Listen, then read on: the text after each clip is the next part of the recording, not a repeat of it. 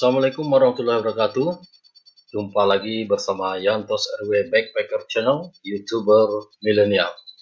Dapatkan informasi yang benar, ilmu yang bermanfaat, dan hiburan yang menyenangkan hanya ada di Yantos RW Backpacker Channel. Baik, kali ini kita akan menggunakan channel ini sebagai media ilmu yang bermanfaat, yaitu pembelajaran Pancasila atau pendidikan Pancasila. Kali ini kita akan membahas tentang Pancasila sebagai ideologi negara. Kelanjutan dari sesi-sesi sebelumnya, silakan diikuti dari awal sampai akhir. Mudah-mudahan ilmu ini bermanfaat untuk kita semua. Baik, pengertian dari ideologi secara umum adalah kumpulan gagasan, ide, keyakinan, serta kepercayaan yang bersifat sistematis yang memberikan arah dan menyangkut tingkah laku sekelompok manusia tertentu dalam berbagai bidang kehidupan seperti bidang politik, hukum, hankam, sosial budaya, dan bidang keagamaan. Ideologi secara praktis diartikan sebagai sistem dasar seseorang tentang nilai-nilai dan tujuan-tujuan serta sarana-sarana pokok untuk mencapainya. Jika diterapkan oleh negara, maka ideologi diartikan sebagai kesatuan gagasan-gagasan dasar yang disusun secara sistematis dan dianggap menyeluruh tentang manusia dan kehidupannya, baik sebagai individu, sosial, maupun dalam kehidupan bernegara. Ideologi pun dikatakan juga sebagai keseluruhan prinsip atau norma yang berlaku dalam satu masyarakat yang meliputi berbagai aspek sebagai pedoman dasar dalam mengatur kehidupan berbangsa dan bernegara. Istilah ideologi berasal dari kata ideo, yaitu cita-cita, dan logi artinya pengetahuan, ilmu, atau paham. Dan para ahli, W. White mengatakan, ideologi ialah the sum of political ideas of doctrines of distinguishable class of group of people. Artinya, ideologi ialah cita-cita politik atau doktrin atau ajaran dari suatu lapisan masyarakat atau sekelompok manusia yang dapat dibeda-bedakan. Sedangkan menurut Harold Titus ya, ideologi adalah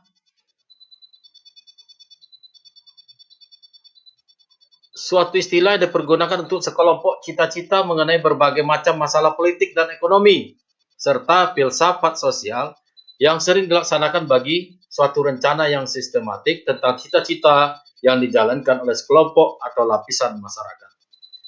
Selanjutnya, Destutt de Tracy mengatakan ideologi itu adalah sign of ideas, jabarkan sebagai sejumlah program yang diharapkan membawa perubahan lembaga dalam suatu masyarakat. Sedangkan Kirti Dipoyuda, ideologi adalah suatu kesatuan gagasan-gagasan dasar yang sistematis dan menyeluruh tentang manusia dan kehidupannya, baik individual maupun sosial, termasuk kehidupan negara.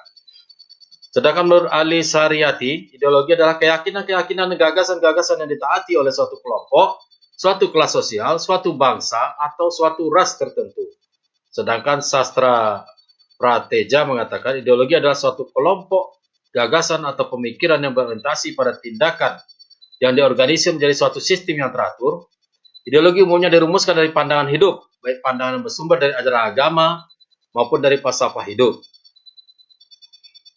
Dan ideologi ini biasanya bersifat umum dan universal, artinya berlaku untuk semua umat manusia. Sedangkan ideologi yang berdasarkan falsafah hidup biasanya berlaku untuk partai, kelas, maupun bangsa bersangkutan. Jadi ideologi yang bersumber dari ajaran agama, ya, biasanya bersifat umum dan universal, artinya berlaku untuk semua manusia. Tapi sedang ideologi yang berdasarkan falsafah itu berlaku untuk partai, kelas, maupun bangsa yang bersangkutan, sehingga berlaku lokal atau untuk kelompok bangsa itu sendiri.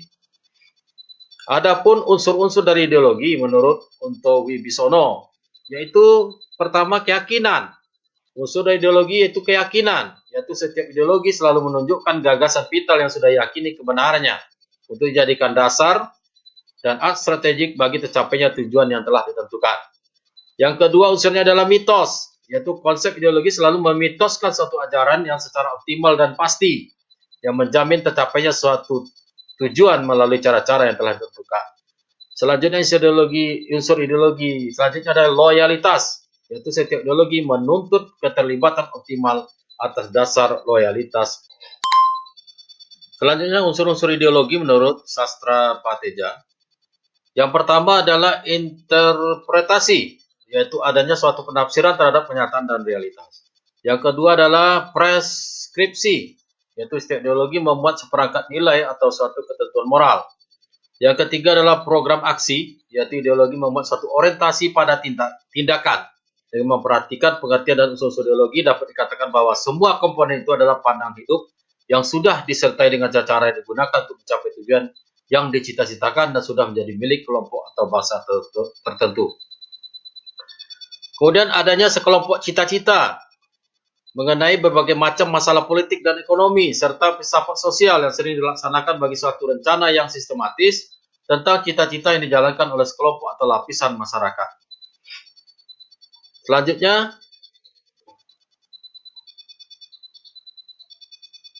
fungsi daripada ideologi, yaitu sekelompok cita-cita mengenai berbagai macam masalah politik dan ekonomi, serta filsafat sosial yang sering dilaksanakan bagi suatu rencana yang sistematis tentang cita-cita yang dijalankan oleh sekelompok atau lapisan masyarakat. Kemudian fungsinya juga adalah menanamkan keyakinan akan kebenaran perjuangan kelompok atau kesatuan yang berpegang teguh pada ideologi itu. Ideologi menjadi sumber inspirasi dan sumber cita-cita hidup bagi para warganya, khususnya para warganya yang masih muda. Kemudian juga berfungsi sebagai pedoman, artinya menjadi pola dan norma hidup dan sekaligus menjadi ideal atau cita-cita. Realisasi dari ide-ide dipandang sebagai kebesaran kemuliaan manusia. Dengan melaksanakan ideologi, manusia tidak hanya ingin melakukan apa yang disadari sebagai kewajiban, karena dengan ideologi maka manusia mengejar keluhuran. Oleh karena itu, manusia sanggup mengorbankan harta benda bahkan hidupnya demi ideologi. Maka tidak mengherankan jika ideologi menjadi bentuk hidup. Nah, Pancasila sebagai ideologi negara yang berarti sebagai cita-cita bernegara dan sarana yang mempersatukan masyarakat perlu perwujudan yang konkret dan operasional aplikatif, sehingga tidak hanya dijadikan slogan belaka. Nah, Pancasila sebagai ideologi negara juga berfungsi, yaitu pertama, memperkokoh persatuan bangsa karena bangsa Indonesia adalah bangsa yang majemuk. Kedua, mengarahkan bangsa Indonesia menuju tujuannya dan menggerakkan serta membimbing bangsa Indonesia dalam melaksanakan pembangunan. Yang ketiga, memelihara dan mengembangkan identitas bangsa dan sebagai dorongan dalam pembentukan karakter bangsa berdasarkan Pancasila. Yang keempat, menjadi standar nilai dalam melakukan kritik mengenai keadaan bangsa dan negara. Pancasila sebagai ideologi memiliki karakter utama, yaitu sebagai ideologi nasional. Ideologi ini adalah merupakan pandangan dan metode bagi seluruh bangsa Indonesia untuk mencapai cita-citanya, yaitu masyarakat yang adil dan makmur. Nah, Pancasila adalah ideologi kebangsaan karena digali dan dirumuskan untuk kepentingan membangun negara Indonesia. Pancasila yang memberi pedoman dan warga bangsa dan membangun pertalian batin antara warga negara dengan tanah airnya. Next, Pancasila itu adalah ideologi terbuka. Kenapa disebut sebagai ideologi terbuka? Yaitu jika ideologi itu dapat menerima dan mengembangkan pemikiran baru dari luar yang tidak bertentangan dengan nilai-nilai dasarnya, maka ideologi terbuka disebut juga sebagai ideologi yang demokratis. Artinya bersedia membuka diri, open-mindedness, demi maksudnya unsur-unsur dari luar untuk memperkaya nilai-nilai dalam diri sendiri. Dimensi yang dikandung ideologi terbuka ialah dimensi idealitas, realitas, normalitas, dan dimensi fleksibilitas. Ideologi terbuka merupakan suatu sistem pemikiran yang terbuka, ideologi yang tidak dimutlakkan. Pancasila harus terus-menerus dimaknai, diwacanakan dan dijadikan bahan perdebatan publik dalam rangka mencapai solusi atas masalah bangsa. Tidak ada yang keliru dengan Pancasila. Yang keliru adalah pemahaman tunggal atasnya untuk mempertahankan kekuasaan, seperti yang terjadi pada masa yang lalu.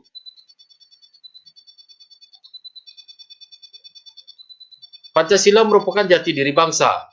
Sebagai ideologi terbuka, Indonesia yang kita tuju adalah sesuai dengan cita-cita kemerdekaan kita yang tertuang dalam pembukaan Undang-Undang Dasar 1945, Indonesia maju modern dan tidak tercabut dari jati dirinya.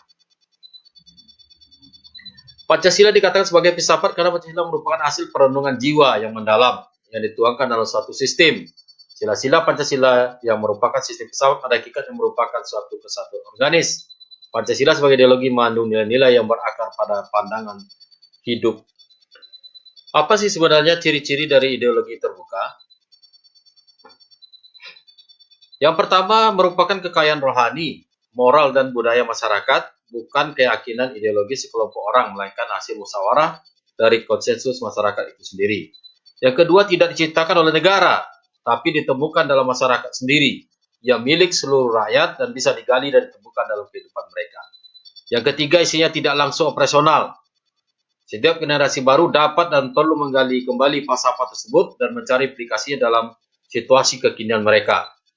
Udah tidak pernah ya menghambat kebebasan dan tidak pernah ya bahasanya ini ya tidak pernah menghambat kebebasan dan tanggung jawab masyarakat. Yang kelima, menghargai pluralitas sehingga dapat diterima warga masyarakat yang berasal dari berbagai latar belakang budaya dan agama. Nah, keterbukaan ideologi Pancasila ada batas-batasnya yang tidak boleh dilanggar, yaitu apabila menyangkut stabilitas nasional yang dinamis. Yang kedua, larangan terhadap pandangan ekstrim yang menggelisahkan kehidupan masyarakat. Baik, next untuk efisiensi ya. Kita coba untuk mengambil intisari dalam sesi ini tentang Pancasila sebagai ideologi negara. Baik, selanjutnya kita akan membahas tentang perbandingan ideologi-ideologi di negara ya.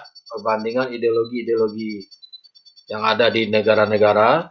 Ini sebagai pembanding bagaimana sebenarnya kemuliaan dan kebesaran daripada ideologi Pancasila yang kita anut. Baik, nah daripada ideologi Pancasila kita melihat adanya percaya pada Tuhan Yang Maha Esa. Itu jelas di sila pertama ketuhanan Yang Maha Esa. Bangsa Indonesia adalah bangsa yang religius, bangsa yang beragama. Kemudian negara menciptakan kondisi untuk pelaksanaan agama kepercayaan kepada Tuhan. Jadi adanya fasilitasi dari negara untuk umat beragama dan melaksanakan agamanya. Kemudian manusia itu adalah monodualis. Jadi kehidupan manusia di Indonesia itu adalah kehidupan manusia individu dan juga sekaligus hidup bermasyarakat sosial. Tidak hanya mengutamakan rohani tapi juga mengutamakan jasmani. Kemudian menghargai hak azazi manusia. Nah, nasionalisme selalu dijunjung tinggi. Kita melaksanakan demokrasi yang berdasarkan Pancasila. Udah semua keputusan berdasarkan musyawarah mufakat atau juga pemungutan suara berdasarkan kesepakatan. Nah, sistem kepartaian kita adalah multipartai.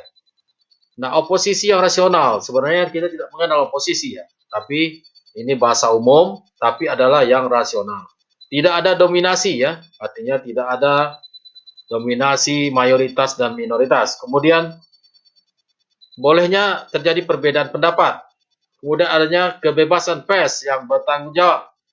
Nah, kepentingan rakyat diutamakan. Kemudian adanya diberlakukan sistem ekonomi Pancasila.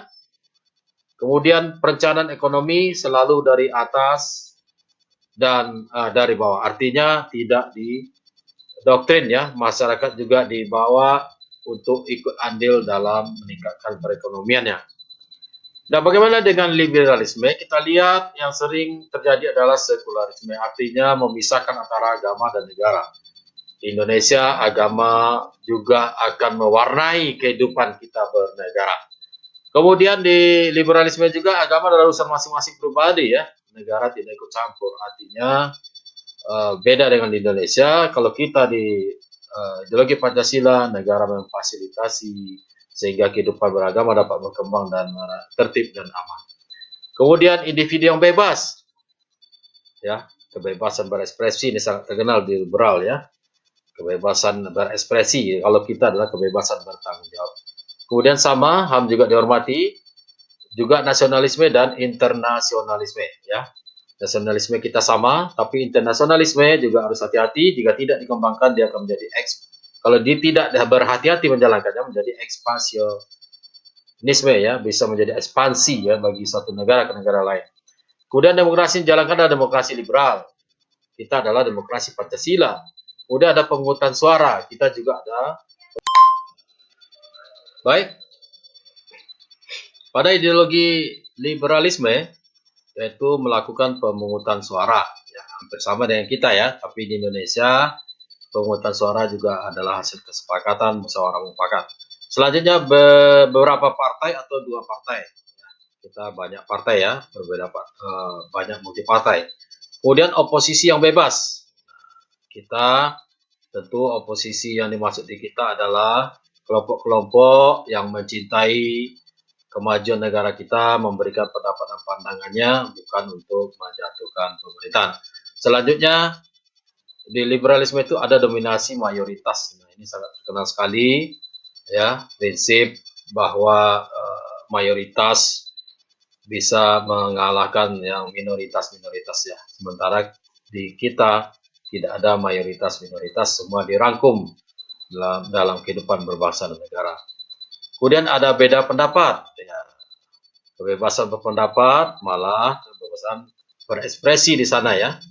Jadi tidak ada pembatasan dalam menyampaikan pendapatnya ya, dikatakan pendapatnya menyampaikan pendapat secara bebas. Kalau kita adalah bertanggung jawab.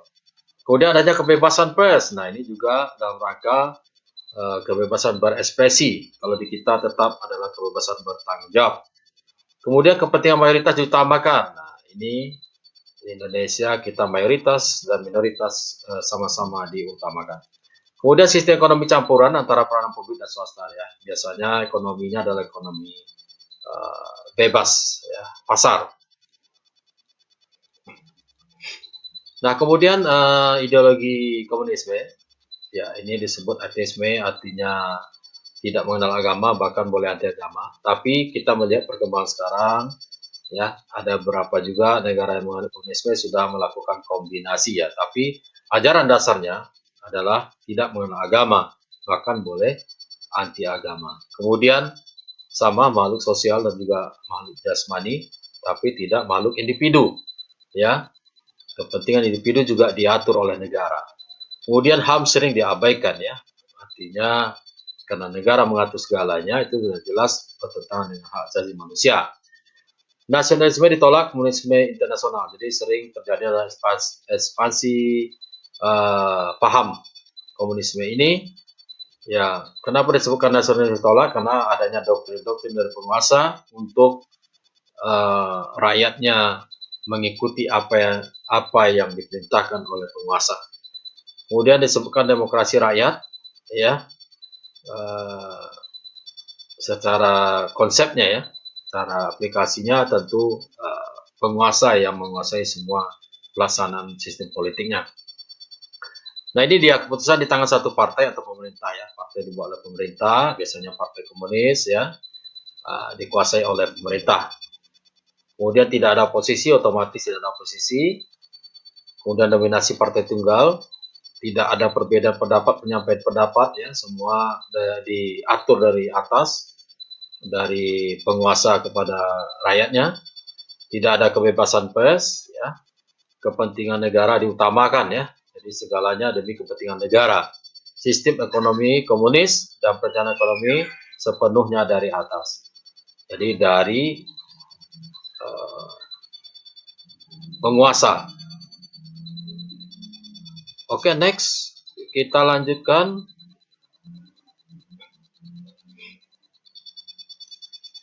Oke, saya rasa cukup ya untuk pembahasan Pancasila sebagai ideologi negara. Kita akan bertemu lagi di sesi selanjutnya dalam pembelajaran ini, karena Pancasila sebagai ideologi ini adalah materi yang sangat penting untuk dapat dipahami. Silakan ditonton kembali dari awal sampai akhir. Dan juga mudah-mudahan apa yang disampaikan ini bisa bermanfaat. Tetap berada di channel kesayangan Yantos RW Backpacker Channel sebagai media ilmu yang bermanfaat. Jangan lupa selalu diberi subscribe-nya, like, and comment. Jadikan channel ini ya channel yang interaktif, ya, berdiskusi, menjawab, memberikan kesimpulan di komen-komennya. Dan jangan lupa juga di-share kepada orang-orang agar Anda selain mendapatkan ilmu juga mendapatkan amal sebagai bagian dari edukasi pembelajaran Pancasila kepada masyarakat. Demikian mudah-mudahan